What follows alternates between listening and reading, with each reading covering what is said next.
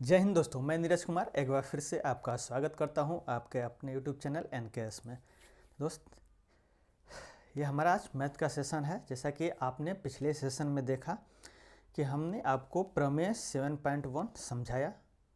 चलिए आइए अब उससे आगे बढ़ते हैं। कुछ प्रश्न हैं उससे हल करते हैं, उसके पश्चात अपने प्रश्नावली की तरफ चलेंगे। तो एक बार सेशन को शुरू होने से पहले लाइक कर लीजिए, सब्सक्राइब कर लीजिए और शेयर करते रहिए। आइए चलते हैं।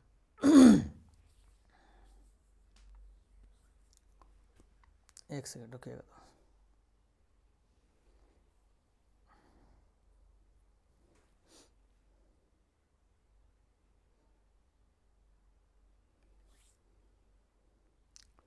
जैसा कि आप देख सकते हैं अपने स्लाइड पे, हमने प्रमेय 7.1 यानी ASA नियम, सर्वांग समता का नियम क्या था ये आपको हमने समझा दिया था।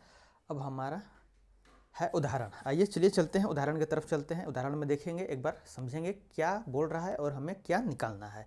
चलिए देखिए, बोल रहा है उदाहरण में कि एक रेखाखंड AB है, एक रेखाखंड AB है, एक अन्य रेखाखंड CD जो रेखा AB के क्या है, समांतर है। आप देख सकते हैं जैसा कि ये सामने लिखा हुआ है। और बोल रहा है कि O रेखाखंड AD, O जो बिंदु है वो रेखाखंड AD के यहाँ AD का मध्य बिंदु है। किसका? AD का मध्य बिंदु है। और दर्शाना है कि AOB सर्वांगसम होगा DOC के। और दूसरा यह साबित करना है कि जो O बिंदु है वो रेखाखंड AD का मध्य बिंदु तो है, वो पहले से दिया हुआ है परंतु वो मध्य बिंदु होगा BC का भी। ये चीज क्या करना है, हमको साबित करना है। आइए चलिए चलते हैं, करते हैं। देखिएगा क्या बोल रहा है। बोल रहा है कि एक AB रेखाखंड है कोई, हम ले लेते हैं AB। और एक CD क्या है, दूसरा रेखाखंड है। CD एक दूसरा रेखाखंड है जैसा कि आप देख सकते हैं। और दोनों क्या है, समानांतर हैं। ये चीज दिया है, क्या दिया हुआ है, AB समांतर किसके है, CD के। और बोल रहा है कि जब हम AD को मिलाते हैं, अब देखिए, अब इस AD को हम मिला रहे हैं इस प्रकार, तो इस पर एक पॉइंट O बन रहा है, एक पॉइंट O यह बन रहा है। तो AD पर O क्या है, मध्य बिंदु है। क्या है दोस्त, मध्य बिंदु है। ये चीज दिया हुआ है। अब समझेंगे, जब हमने AD को मिला दिया और एक ट्रायंगल का बात कर रहा है, निकालना क्या है, दर्शाना क्या है, इसको दर्शाना है। क्या दर्शाना है, दर्शाना है कि जो आपका ट्रायंगल AOB है वो सर्वांगसम होगा। ट्रायंगल AOB है वो सर्वांगसम होगा COD के। किसके होगा दोस्त, सर्वांगसम होगा किसके, एक यहाँ पर लिखेंगे DOC के। ये चीज़ दिया हुआ है कि आपको क्या करना, आप देख सकते हैं एक बार, AOB और DOC। ये नामकरण बहुत जरूरी होता है दोस्त। अगर आप नामकरण में गलत करते हैं तो फिर आपका सब क्वेश्चन ही रॉन्ग हो जाएगा। आप जो चाहते हैं वो एंगल आपको वो संगत हो जाए, वो चीज़ मिलेगी ही नहीं।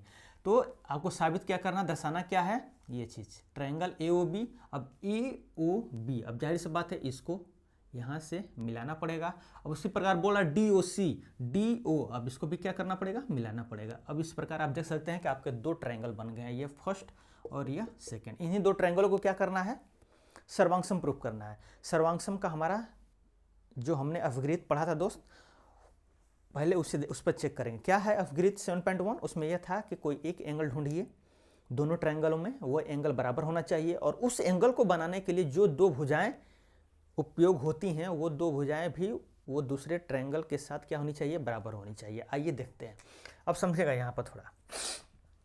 अब यह और यह क्या है, समांतर है। तो जाहिर सी बात है यह एंगल और यह एंगल क्या हो जाएगा, बराबर हो जाएगा। क्यों, अंत एकांतर कोण के कारण। तो क्या आप लिख सकते हैं, लिखेंगे ट्रायंगल, क्या लिखेंगे, एंगल BAO बराबर होगा ट्रायंगल एंगल CDO के। क्यों होगा, अंत एकांतर कोण के कारण।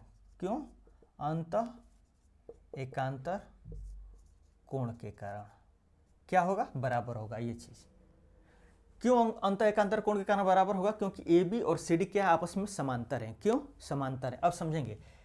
और आपका ये एंगल क्या हो गया, बराबर हो गया। अब समझिए यह एंगल और यह एंगल क्या बराबर होगा? बिल्कुल। क्यों? शीर्षाभिमुख कोण। तो लिखेंगे, क्या लिखेंगे दोस्त? एंगल AOB बराबर एंगल DOC। क्यों? शीर्षाभिमुख कोण। शीर्षाभिमुख कोण के कारण। किसके कारण? शीर्षाभिमुख कोण के कारण ये क्या हो जाएंगे? एक दूसरे के बराबर हो जाएंगे। अब देखिएगा, अब हमारा क्या था? ASA rule. हमने आपको जस्ट इसके पिछले सेशन में आपको एक नियम सर्वांग समता का बताया था, ASA रूल। अब समझेंगे, हमको दो एंगल ढूंढना है और वो जो दो एंगल होंगे, ये ASA रूल क्या था? उसके अंतर्गत यह बोला गया था कि जो आपका दो कोण होंगे वो एक ही रेखा पर होंगे। जैसे देखिए सामने, समझिएगा, ये और ये चीज क्या है? बराबर है। क्यों बराबर है? OA और OD क्यों बराबर है? क्योंकि AD पर O क्या है? मध्य बिंदु है। तो इससे क्या निष्कर्ष निकल सकता है? OA और OD क्या हो जाएगा? बराबर। अब इस ट्रायंगल में, सेकंड ट्रायंगल में, यह OD फर्स्ट ट्रायंगल के OA के क्या है? बराबर है। क्या है? बराबर है। तो यहां पर क्या लिखेंगे? OA बराबर है OD। ये चीज क्या है? दिया है। दिया है, क्या दिया है? कि O मध्य बिंदु है, तभी तो हमने निकाला। इस वजह से क्या इसको लिखेंगे? ये चीज दिया हुआ है। अब समझेंगे, OA OD ये और इस ट्रायंगल में ये दोनों संगत हो जाएंगे, क्या हो जाएंगे? बराबर हो जाएंगे। और इस पर जो दो कोण मिलेंगे, अगर उसको भी आप बराबर प्रूफ कर देते हैं, यानी दिखा देते हैं कि हाँ इस पर भी जो यह दो कोण, अब समझेंगे, यह एंगल यह साइड इस साइड के बराबर है, तो ये एंगल का बात हम नहीं करेंगे। यह साइड इस साइड के बराबर है, तो इस साइड पर यह एंगल और यह एंगल, यह दो एंगल। उसी प्रकार इस साइड पे यह एक एंगल और यह एक एंगल, दो एंगल। ये दो एंगल अगर बराबर हो जाते हैं तभी ये सर्वांगसम कहलाएंगे। किसके कारण? AS रूल के कारण। अब देखिए, यह OD और OA क्या हुआ? बराबर दिया हुआ है। अब ये एंगल और ये एंगल हमने प्रूफ कर दिया अंतः एकांतर कोण के कारण। अब देखिएगा, यह एंगल और यह एंगल, ये दोनों लाइन एक ही लाइन पे हैं। अब यह एंगल और यह एंगल शीर्षाभिमुख कोण के बराबर हो जाएंगे। इस वजह से क्या लिख सकते हैं कि ASA सर्वांग क्षमता के कारण क्या हो जाएंगे? सर्वांगसम हो जाएंगे। क्या हो जाएंगे दोस्त? सर्वांगसम हो जाएंगे। अब जब यह दोनों सर्वांगसम हो जाएंगे तो क्या आप CPCT क्या होता है? हमने आपको बताया है, आप पिछले सेशन में जाइए, वहां समझिए कि CPCT क्या होता है। अब CPCT के अनुसार आप क्या लिख सकते हैं? CPCT के अनुसार आप क्या लिख सकते हैं? अब CPCT के अनुसार क्या लिख सकते हैं? AO बराबर DO, OB बराबर OC, उसी प्रकार AB बराबर CD या DC, ये चीज लिख सकते हैं। और इसके पश्चात क्या लिख सकते हैं? आप एंगल भी लिख सकते हैं। एंगल A एंगल D के बराबर। एंगल A किसके बराबर? एंगल D के। उसी प्रकार एंगल O के बराबर और एंगल B एंगल C के बराबर। लेकिन हमको क्या चाहिए? अब ये अब सिद्ध हो गया है सर्वांगसम। दूसरा क्वेश्चन क्या था? दूसरा क्वेश्चन क्या था? देखेंगे एक बार फिर से। दूसरा क्वेश्चन यह था कि यह साबित करना था कि O जो है रेखाखंड BC का क्या है? मध्य बिंदु है। अब समझेंगे, जो यह O पॉइंट है, यह BC जो रेखा है, इसका मध्य बिंदु होगा, तो जाहिर सी बात है कि OC बराबर क्या होगा? OB। OC बराबर OB। जब ये O मध्य बिंदु होगा इस BC लाइन का, तभी तो हम OC बराबर OD लिख सकते हैं, OC बराबर OB लिख सकते हैं। अब देखिए, क्या हमको OB और OC बराबर आ गया? यही तो हमको चाहिए था। अब बाकी सब क्या करेंगे? बाकी सब ये सब चीज़ें मिटा देंगे। क्यों? क्योंकि हमको जिसका आवश्यकता है CPCT के अनुसार, उन्हीं चीज़ों को हम अपने प्रश्नों में लिखेंगे। अब देखिएगा, अब CPCT के अनुसार क्या OB बराबर OC हो जाएगा? इस वजह से O मध्य बिंदु हो जाएगा BC का। किसका? BC का। इस प्रकार आपका यह उदाहरण समाप्त हुआ। चलिए चलते हैं, अब आगे बढ़ते हैं। चलिए आइए अब चलते हैं, अपने प्रश्नावली पर आते हैं।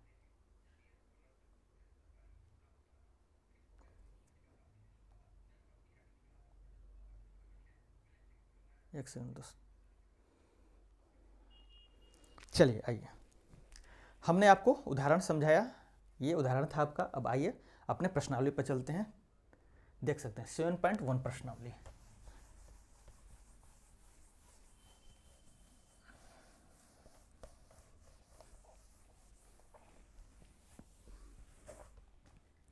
थोड़ा यहाँ पर ध्यान दीजिएगा अब दोस्त।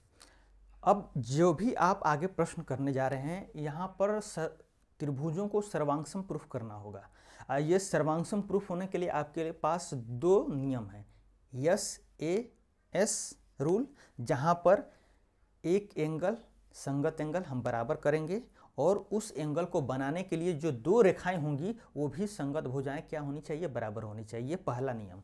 दूसरा नियम आपके साथ आया था ASA रूल। वहाँ पर क्या था, एक संगत भुजा बराबर हम देखेंगे और उस भुजा पे जो दो कोण बनेंगे वो भी दोनों कोण को बराबर करेंगे। ये दो नियमों से आपके त्रिभुज, कोई भी दो त्रिभुज क्या हो जाएंगे, सर्वांगसम हो जाएंगे। क्या हो जाएंगे, सर्वांगसम। आइए चलिए चलते हैं, पहला क्वेश्चन को देखिएगा ध्यान से क्या कह रहा है। बोल रहा है दोस्त कि ABCD एक चतुर्भुज है, जैसा कि आप देख सकते हैं अपने चित्र स्लाइड में, और बोल रहा है कि AC इक्वल है AD के, ये AC है इक्वल है किसके, AD के, और AB कोण A को समद्विभाज्य कर रहा है। अब देखो ये AB है और ये पूरा क्या है, A है, ये पूरा क्या है, A है। इसको क्या कर रहा है, समद्विभाजित। समद्विभाजित का मतलब सम बराबर दो भागों में बराबर भागों में बांट रहा है। आकृति देख सकते हैं। और दर्शाना क्या है, ABC सर्वांगसम होगा ABD के। आइए चलते हैं, करते हैं, चित्र बनाते हैं पहले हम। ये AB और ये C और ये D, CD और AC बराबर है AD के। ये चीज़ आपको दिया हुआ। आइए चलते हैं, चलिए देखिएगा। हमारा AB एक रेखा है और AC दिया क्या हुआ है वो लिख लेंगे पहले। क्या दिया हुआ है, दिया हुआ है AC बराबर है AD के, ये चीज़ दिया हुआ है। और AB रेखा कोण A का क्या है, समद्विभाजक है। समद्विभाजक क्या है दोस्त, समद्विभाजक है। ये चीज़ें दिया हुआ है। समद्विभाजक होने का मतलब यह पूरा एंगल है A, तो यह एंगल और यह एंगल आपस में क्या होंगे, बराबर होंगे। समद्विभाजक होने का मतलब क्या हो जाएगा दोस्त, आपका एंगल CAB बराबर एंगल DAB, ये क्या होगा, बराबर होगा। चलिए अब दर्शाना क्या है, हमें दर्शाना है क्या, या फिर हमें सिद्ध क्या करना है।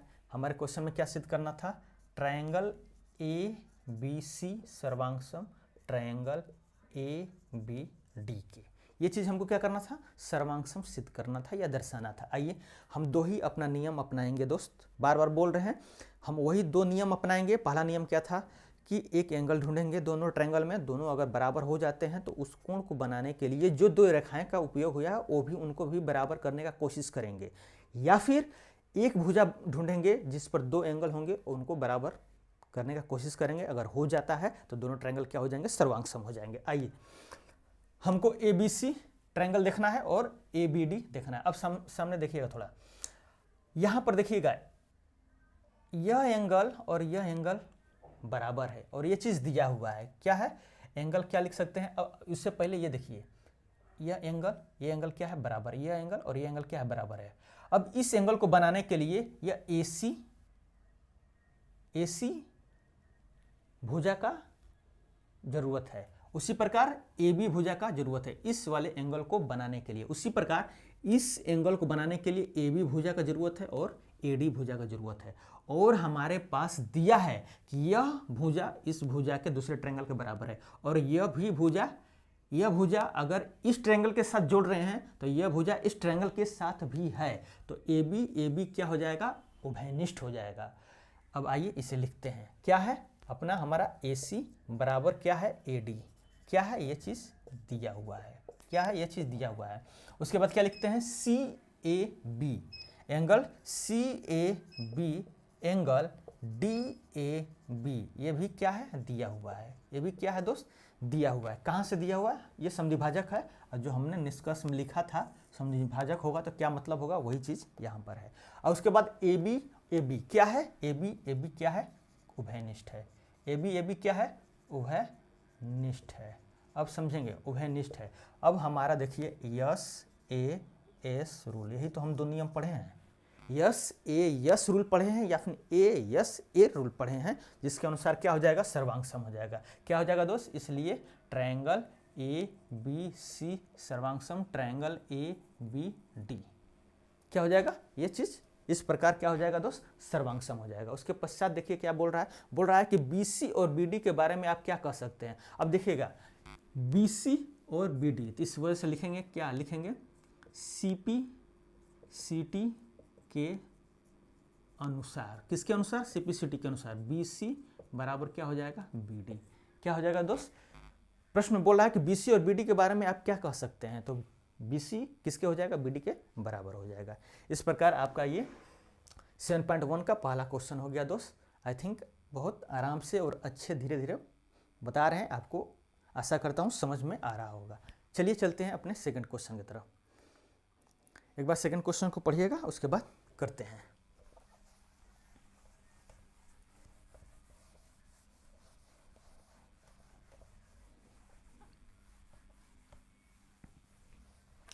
चलिए आइए देखते हैं। देखिए क्या कह रहा है सेकंड क्वेश्चन, बोल रहा है कि ABCD एक चतुर्भुज है, जैसा कि आप देख सकते हैं चित्र में। बोल रहा है कि AD बराबर BC है। अब AD है, यह किसके बराबर है, BC के, जो चीज़ आपके चित्र में दिया हुआ है। उसके बाद बोल रहा है कि एंगल DAB यानी ये पूरा एंगल DAB, ये पूरा एंगल किसके बराबर है, एंगल CBA के। अब CBA के यानी ये पूरा एंगल, ये चीज़ दिया हुआ है। और आपको क्या सिद्ध करना है, ABD, AB और D यानी ये वाला क्या, ट्रायंगल। उसके बाद BAC यानी ये ट्रायंगल और यह ट्रायंगल क्या करना है, आपको सर्वांगसम सिद्ध करना है। उसके पश्चात आगे के दो क्वेश्चन अपने आप हो जाएंगे। चलिए आइए चलते हैं, पहले चित्र बनाते हैं, चित्र का निर्माण करते हैं। ये आपका कुछ दूसरा क्वेश्चन है और ये आपका चित्र कुछ इस प्रकार है, देख सकते हैं।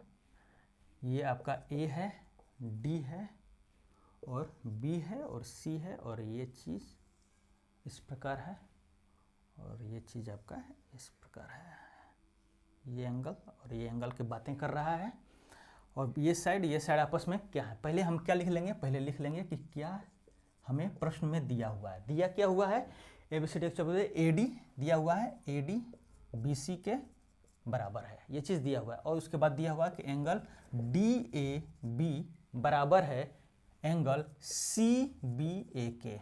चलिए आइए चलते हैं और हमें क्या दर्शाना है या क्या सिद्ध करना है। पहला क्वेश्चन क्या है, इसमें सिद्ध क्या करना है, triangle ABD सर्वांगसम, ABD सर्वांगसम, B triangle BAC, triangle BAC। चलिए आइए चलते हैं, समझते हैं। देखिएगा दोस्त, ये हमारा चित्र है इस प्रकार और AD BC के बराबर है और DAB यह एंगल और उसके बाद CBA ये दोनों एंगल आपस में क्या हैं, बराबर हैं। ये चीज़ हमें दिया हुआ है। हमें क्या साबित करना है, ABD सर्वांगसम किसके, BAC। आइए चलिए चलते हैं, देखते हैं। अब ध्यान से देखिएगा, इस ट्रायंगल ABD में कोशिश करते हैं। आइए चलिए, अब इन ट्रायंगल थोड़ा ध्यान से देखिएगा दोस्त, ट्रायंगल पहला पॉइंट दिख रहा है, चलिए दिख रहा है। ट्रायंगल ABD में जो एंगल आपका DAB है और जो ट्रायंगल आपका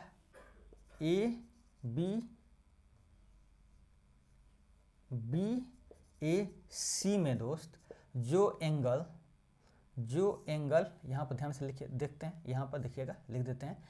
एंगल आपका क्या दिया हुआ, CBA के बराबर है। देख सकते हैं इस ट्रायंगल में ये एंगल बराबर है, यानी कि एक एंगल हमें मिल गया। हमें जो चाहिए था, हमें एक एंगल, वो क्या हो गया दोस्त, हमें मिल गया।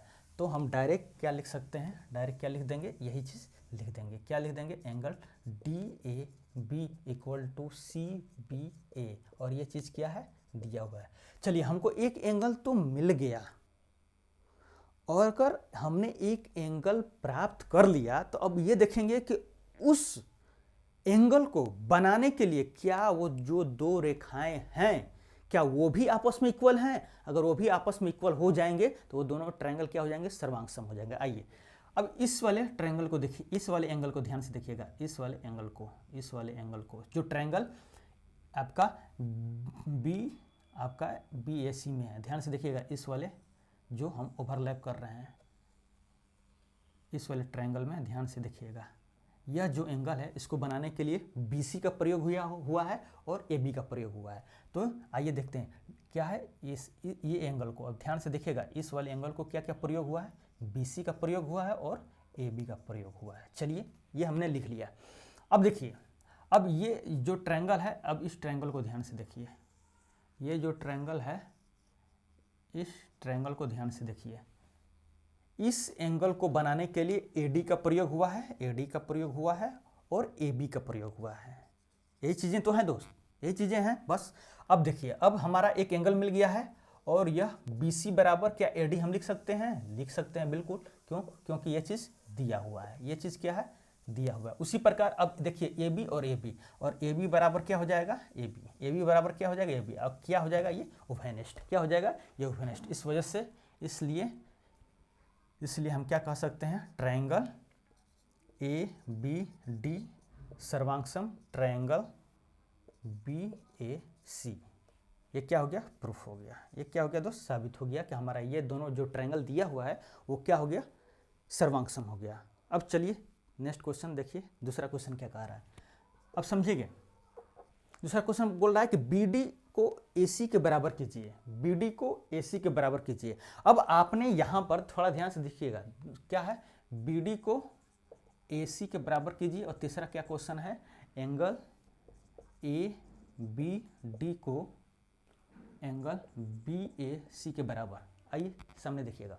अब देखिएगा, हमने यह सर्वांगसम कर दिया ये दोनों ट्रायंगल, तो जाहिर सी बात है इसको हम CPCT के अनुसार क्या हम BD बराबर AC लिख सकते हैं? BD बराबर AC। और यही तो हमारा दूसरा क्वेश्चन है, BD बराबर AC। CPCT के अनुसार क्या लिख सकते हैं? BD बराबर AC। ये हमारा दूसरा हो गया। अब समझेंगे एंगल ABD। अब देखिए एंगल इसमें ABD किसके बराबर है? एंगल BAC के, एंगल BAC के। इस वजह से हम थर्ड क्वेश्चन में भी क्या कर सकते हैं दोस्त? थर्ड क्वेश्चन को भी क्या कर सकते हैं? बाय CPCT, यानी CPCT के अनुसार क्या एंगल ABD बराबर एंगल BAC बराबर होगा? बिल्कुल बराबर होगा। क्यों? क्योंकि हमने आपको बताया था कि जब कभी भी दो ट्रायंगल अगर सर्वांगसम हैं तो CPCT के अनुसार उनके सभी संगत कोण बराबर हो जाएंगे, सभी संगत भुजाएं भी क्या हो जाएंगी? बराबर हो जाएंगी। और यह दूसरा और तीसरा में उनके संगत भुजा और संगत कोण का बात किया है। तो ये दोनों ट्रायंगल आपस में सर्वांगसम सिद्ध हो गए। कैसे हुए आपने देखा, और CPCT के अनुसार ये दोनों क्या हो जाएंगे? बराबर हो जाएंगे। चलिए आइए तीसरा क्वेश्चन पर चलते हैं। एक बार तीसरा क्वेश्चन पढ़ेंगे, उसके पश्चात समझेंगे।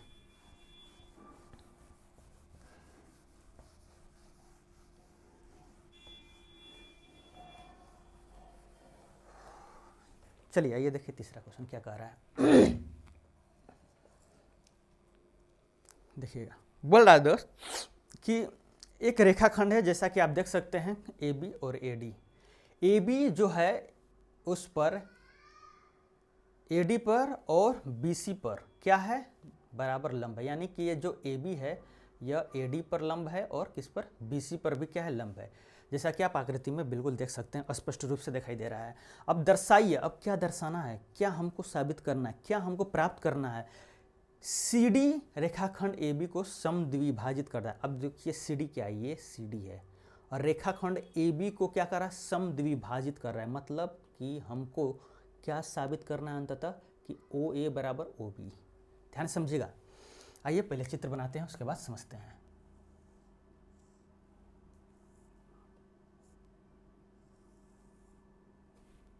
ये हमारा B है, C है, यह 90 डिग्री है, यहाँ पर भी 90 डिग्री है, यह O है, ये A है और यह आपका D है। और ये चीज़ पहले हम क्या करेंगे? पहले हम ये चीज़ें लिखेंगे जो चीज़ हमें प्राप्त है, पहले से प्रश्न में दिया हुआ है। क्या दिया हुआ है? आपका जो AB है वह परपेंडिकुलर है BC पे और साथ में AD पर भी। और क्या दिया हुआ है? और दिया हुआ है AD बराबर है BC के। ये 3 चीजें दिया हुआ है दोस्त। 2 बराबर AB और AD 2 बराबर लंब देख सकते हैं और दर्शाया गया है CD करना है। आइए चलिए चलते हैं। चलिए आइए देखिए ये हमारा चित्र कुछ इस प्रकार दिया हुआ है दोस्त। और इसमें ये आप देख सकते हैं चित्र में, हालांकि इसमें कहीं एक रेखाखंड AB पर AD और BC पर 2 बराबर लंब रेखाखंड ऐसे दिखाया गया है, दर्शाइए कि CD। ये कहीं यहाँ पर कथन में नहीं लिखा हुआ है दोस्त कि AD बराबर BC है, परंतु चित्र में क्लियरली दर्शाया हुआ है पाई के माध्यम से। आप देख सकते हैं यहाँ पर जो आप ये देख रहे हैं और ये देख रहे हैं, यहाँ पर क्लियरली मेंशन किया हुआ है कि ये दोनों लाइनें आपस में क्या है? बराबर है। चलिए आइए देखते हैं। जैसा कि हमने लिख दिया AD बराबर BC। अब हमें क्या दर्शाना है? हमें क्या दर्शाना है दोस्त? हमें यह दर्शाना था कि जो AB, जो ये CD लाइन है, यह जो CD लाइन देख रहे हैं दोस्त, यह AB लाइन को समद्विभाजित कर रहा है। समद्विभाजित होने का मतलब कि O क्या हो जाएगा? मध्य बिंदु। और O का मध्य बिंदु होने का मतलब कि OB और OA क्या होना चाहिए? आपस में बराबर। तो हमें दर्शाना क्या है? ये लिख लेंगे। देखिए क्या चीज़ हमें प्राप्त है और क्या चीज़ हमें करना है। अगर आप यह क्लियरली पॉइंट व्यू दिखा देते हैं तो जो एग्जामिनर है उसको आसानी से समझ सकता है कि हाँ, इस लड़के को अंदर इतना समझ है कि हाँ, इस प्रश्न में क्या चीज़ दिया हुआ है और हमें क्या प्राप्त करना है। तो वो पूरा आपका चेक नहीं करेगा, इतने ही से समझ सकता है कि हाँ, उसने किया होगा। चलिए आइए देखते हैं दर्शाना क्या है। हमें दर्शाना क्या है? हमें दर्शाना ये है कि OB बराबर OA। ये चीज़ हमको क्या करना है? दर्शाना है। चलिए आइए कोशिश करते हैं, समझिएगा। अगर ये चीज़ हमको इसके बराबर दिखाना है दोस्त, तो जाहिर सी बात है ये दोनों ट्रायंगल को, ये फर्स्ट ट्रायंगल और सेकंड ट्रायंगल, इन दोनों ट्रायंगल को आपस में अगर सर्वांगसम प्रूफ कर देते हैं तो क्या ये अपने आप बराबर हो जाएंगे कि नहीं? हो जाएंगे, बिल्कुल हो जाएंगे, CPCT के थ्रू। चलिए हमको क्या करना है? फाइनली ट्रायंगल CBO को फाइनली अंततः हमको क्या करना है? DAO के साथ सर्वांगसम प्रूफ करना है। अगर हम यह कर देते हैं तो हमारा यह CPCT के अनुसार आराम से हो जाएगा। चलिए आइए कोशिश करते हैं। देखिएगा यहाँ पर थोड़ा ध्यान से देखिएगा क्या करेंगे हम। आप यहाँ पर थोड़ा ध्यान से देखिएगा, ये 90 डिग्री है और ये कितना है? 90 डिग्री है। यहाँ तक कोई समस्या नहीं। अब ये सामने देखिएगा थोड़ा, यह एंगल, क्या यह एंगल बराबर होगा? बिल्कुल बराबर होगा सर। क्यों? क्योंकि यह दोनों शीर्षाभिमुख कोण हैं। इस वजह से क्या हो जाएगा? ये दोनों आपस में क्या हो जाएंगे? बराबर हो जाएंगे। अब थोड़ा गौर कीजिएगा कि जैसा कि आप जानते हैं कि त्रिभुज के तीनों कोणों का योग 180 डिग्री होता है और यह एंगल 90 डिग्री है और यह दोनों आपस में बराबर हैं। तो क्या यह एंगल और यह एंगल आपस में बराबर हो जाएंगे कि नहीं? बिल्कुल हो जाएंगे। क्यों होंगे? त्रिभुज के योग गुण धर्म के अनुसार। अब समझेंगे कैसे? मान लेते हैं एक पल के लिए, हम मान लेते हैं कि यह 90 डिग्री है, तो यह मान लेते हैं यह 30 डिग्री है। एज्यूम कर लेते हैं, आप कुछ भी मान सकते हैं, जरूरी नहीं है कि 30 ही, आप 60 70 जो भी है आप मान सकते हैं। 30 मान सकते हैं, तो ये भी कितना होगा? 30 होगा। अब ये आप समझेंगे, इस ट्रायंगल में सिर्फ देखेंगे, इस ट्रायंगल में अब 90 और 30 कितना हो जाएगा? 120। तो यह एंगल कितना बच जाएगा? 60 डिग्री। उसी प्रकार यहाँ पर देखिए 90 और 30 120, यह कितना हो जाएगा? 60 डिग्री। आप यहाँ पर कुछ भी मानिए, अंततः यह दोनों एंगल और यह दोनों एंगल क्या आएंगे? बराबर ही आएंगे। ये एक कंसेप्ट हुआ। ये त्रिभुज के योग गुण धर्म के अनुसार यह एंगल और यह एंगल क्या हो जाएगा? बराबर हो जाएगा। एक दूसरा पॉइंट और व्यू देखिए, इस एंगल को बराबर करने के लिए एक दूसरा नजरिया देखिएगा। BC और AD दो रेखाएं हैं। इन रेखाओं के बीच में एक रेखा ट्रांसवर्स इस प्रकार डाला गया है जो AB है कि यह AD पर भी 90 डिग्री का है और BC पर भी 90 डिग्री का है।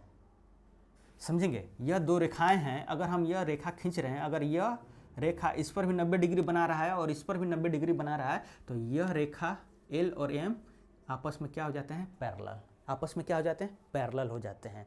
अब जब यह पैरेलल हो जाएंगे, जब यह रेखा और यह रेखा पैरेलल हो जाएगी, तो यह कोण और यह कोण आपस में अंत एकांतर कोण के कारण क्या हो जाएंगे, बराबर हो जाएंगे। ये हमारा दूसरा मेथड रहा जिसके कारण हम यह और यह एंगल हम बराबर कर सकते हैं, परंतु इतना दूर जाने की कोई ज़रूरत नहीं है दोस्त। आप यहाँ पर त्रिभुज का योग गुणधर्म लगा सकते हैं, कोई दिक्कत नहीं है। चलिए आइए चलते हैं। अब हमें क्या करना है, अब हमें दिखाना है, क्या दिखाना है, AD बराबर है BC के, जो चित्र में दिया हुआ है, जो कि किसमें, चित्र में दिया हुआ है। अब आप देखिएगा एंगल OAD बराबर है एंगल OBC के, क्यों, 90 डिग्री होने के कारण। किसके कारण, 90 डिग्री होने के कारण। उसी प्रकार आप देख सकते हैं कि एंगल ADO बराबर होगा एंगल BCO के। किसके कारण, त्रिभुज के योग गुण धर्म के कारण। किसके कारण, त्रिभुज के योग गुण धर्म के कारण, योग गुण धर्म के कारण, जो हमने आपको अभी जस्ट बताया। अब समझेंगे, यह A और यह S, क्या हमको फाइनली A या फिर ASA सर्वांग समता नियम के अनुसार क्या हमारा यह दोनों ट्रायंगल, कौन सा ट्रायंगल लिखेंगे, CBO और सर्वांगसम ट्रायंगल DAO प्रूफ हो गया।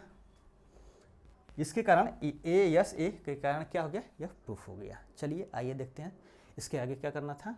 चलिए अब देखिए कुछ नहीं है, अब हमें क्या फाइनली दर्शाना था, OA किसके बराबर, OB के बराबर। तो क्या हम CT के अनुसार हम लिख सकते हैं, क्या लिख सकते हैं, OB बराबर OA, बिल्कुल लिख सकते हैं सर। और क्या हमारा यही प्रूफ करना है, तो इस प्रकार आपका क्या हो गया, यह प्रूफ हो गया OB बराबर OA। ये आपका थर्ड क्वेश्चन था दोस्त।